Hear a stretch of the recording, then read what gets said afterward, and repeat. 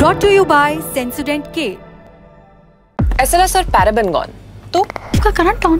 What then? इसके potassium ions करी टूट का करंट गॉन, लाइफ का करंट ऑन। पहली सुर्खी, पड़ोसी देश म्यांमार से 28 मार्च को आए भूकंप में मरने वालों का आंकड़ा अब 3000 को पार कर चुका है।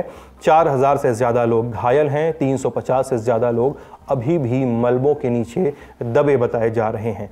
भारत, चीन, रूस और कुछ साउथ ईस्ट एशियाई देशों से 2000 से ज़्यादा रेस्क्यू वर्कर्स यहां पहुंच चुके हैं। इसी बीच मौसम विभाग ने 6 से 11 अप्रैल के बीच म्यांमार के कई इलाकों में भारी बारिश का भी अनुमान जारी किया है, खासकर राजधानी नेपिडा में। ये वही जगह है जहां पे भूकंप से सबसे ज़्यादा तबाही मची थी। भारी बारिश होती है तो स्थितियां और बिगड़ सकती हैं और रेस्क्यू ऑपरेशन में बाधा आ सकती है, वो अलग। इसी बीच म्यांमार की सेना जुंटा सरकार के चीफ मिन ऑंग ह्वाइंग ने 3 अप्रैल को एक स्थानीय समिट के लिए थाईलैंड की राजधानी बैंकॉक की यात्रा मुकर्रर की है। आप जानते ही हैं कि 28 मार्च को यहाँ भी भूकंप के झटके आए थे। इसमें यहाँ कम से कम 15 लोगों की मौत की पुष्टि हुई थी। यहाँ भी रेस्क्यू ऑपरेशन अभी भी जारी है। अगली सुर्खी में बात सीरिया की। 2 अप्रैल की सुबह इजराइल ने यहाँ की दमिश्क, हमा और होम्स के सैन्य ठिकानों पर हवाई हमले किए। सीरिया विदेश मंत्रालय के मुताबिक हमले में हमा का सैन्य हवाई अड्डा पूरी तरह से तबाह हो चुका है। ये सीरिया का एक अहम सैन्य हवाई अड्डा था। वहीं दमिश्क के बारजेह में मौजूद साइंस रिसर्च सेंटर पर भी हमले हुए हैं। इजराइल का आरोप है कि सीरिया यहां गाइडेड मिसाइल्स और केमिकल वेपन डेवलप कर रहा था और यह ठिकाने ईरान और हिजबुल्ला से जुड़े हुए थे। यह पहली बार नहीं है जब इजराइल ने सीरिया पर हमला किया है। पिछले दिसंबर में सीरिया के राष्ट्रपति बशर अल असद के तख्ता पलट के बाद इजराइल लगातार सीरिया पर हमले करता रहा है।